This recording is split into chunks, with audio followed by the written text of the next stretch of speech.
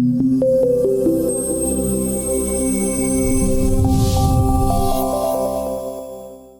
name is Rudi Borrmann. I'm the Open Government Director for the city of Buenos Aires, and I'm also running the innovation lab that we are about to launch in 15 days.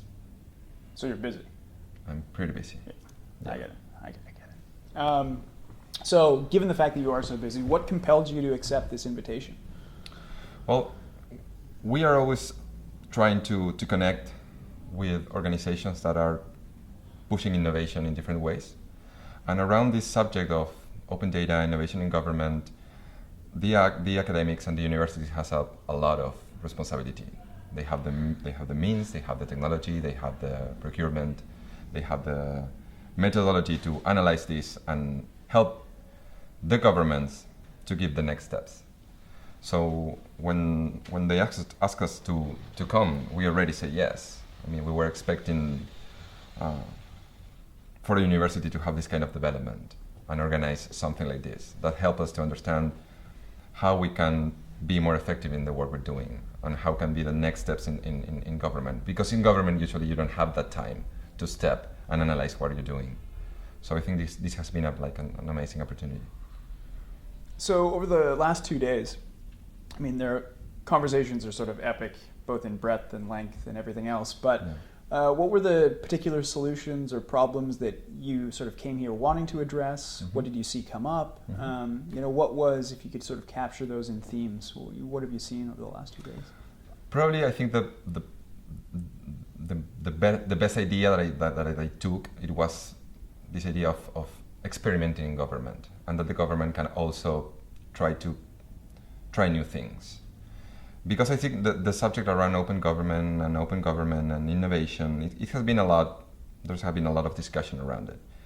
But on this specific summit, I think it was clear that the government has to find new ways to do things, and that the government can make mistakes, can experiment, and a lot of things that we did in the past didn't work, and now we have the opportunity to change that. So I think from hearing and talking with a lot of people today, a lot of amazing people, I know that I can go back and push these ideas in government, and I will have the support, because there's a lot of people having the same mindset around these ideas. So I think it was amazing. You said, in the answer to your last question, that academics, those that work in this space, sort of have a responsibility to understand, where we are today and perhaps where we're going. Yeah. What are those crucial pieces at this point in the development? I mean, there seems to be a "it better be now" sentiment here, where this is like really fertile ground, and everybody wants to push 100%. But where does that actually take us? Like, what is the next question that we have to answer to move this into something that's bigger than 200 people for 2 days in New York? I think probably is how can we integrate this on a very successful way? Because the discussions are great, and you talk about a lot of things about methodology and stuff, but I'm going back to my town on next Monday. I will face real problems, and it will be great to start having a useful conversation with the work you're doing. So I think we are really looking forward to collaborate, and I think that the university has this. I think it's a responsibility. I mean, because you have all the means to do this in the right way. And I think the work that they have done today, like documenting the whole conversations and trying to organize all the discussions, that is absolutely very, very useful. So I think the next step is integrate that in a meaningful way with real experiences. And that will be very useful also for the college to work with specific and real problems and to address that in a very international way, not only for the United States. This has become a global problem, and I think I don't know why, but there is this sense that this is the moment. This is the momentum around these ideas. So I think we need to move forward And when you work in government, the only thing that you have against you is time. So for us, it's like very important to have examples, to make connections, to create methodology, and it's great to have universities that sit down and think about this in a deeper way, because we cannot do it in government. So, given, or at least afforded the ability now, or over the last 48 hours, to be in the room with these people, to have the conversations you've had, is there one insight that really sticks out to you, or one innovative thought, whatever it might be, that you're going to take home, like sort of on the forefront of your mind?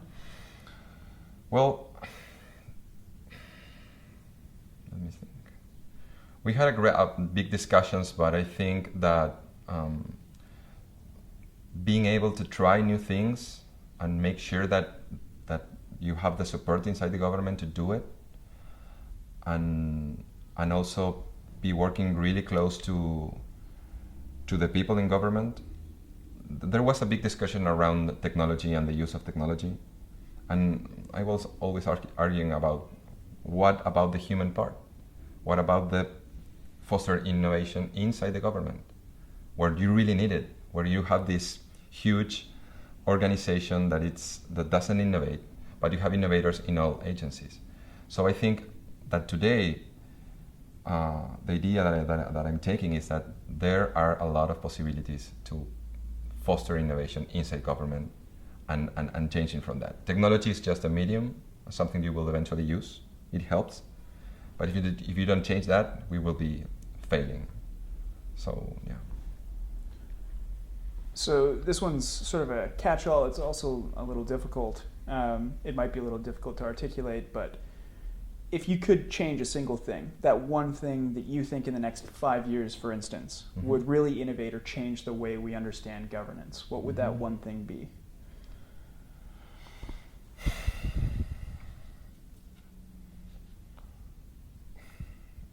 Excellent question. I will tell you, based on the work we have been doing, when you work integrated with some agency and you break the silos inside the government and you start like focusing on specific problems and try to address those problems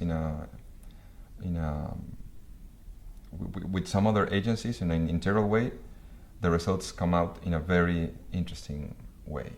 And I think that it's a cultural challenge that we need to change, and it's really hard to do it, but I think it will be great if the government like kind of creates new ways to adapt to innovation in a faster way, and embrace this kind of collaboration, open collaboration inside the agencies. And we have done it with some specific examples in Buenos Aires. And it has gone very, very well. So, I will say that. So, as with every experiment, there are many iterations. Yeah. So this is 1.0 in terms of Yes. GovLab's approach. Yeah. If you were to reconvene a year, 6 months from now, wherever it might be, with the same people in the room, how would you sort of weaponize the knowledge and passion in this room to sort of organize that conference? What would that experiment look like to you? Well, I think it's time to bring more specific data and results and impact studies around the impact of has this work.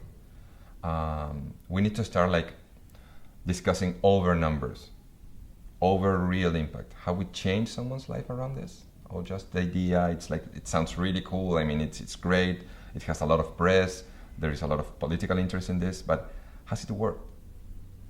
I already heard like 1 trillion examples, great ideas already being developed in many countries, in many cities, and many local governments. So there's this possibility. Now we need to work on that, and we need to. I think in 1 year, if we get together again, I would like to address the problems and see how did we did it in a good way.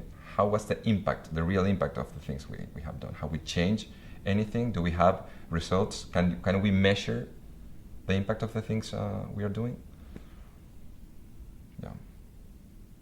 Great, Rudi. Thanks so much.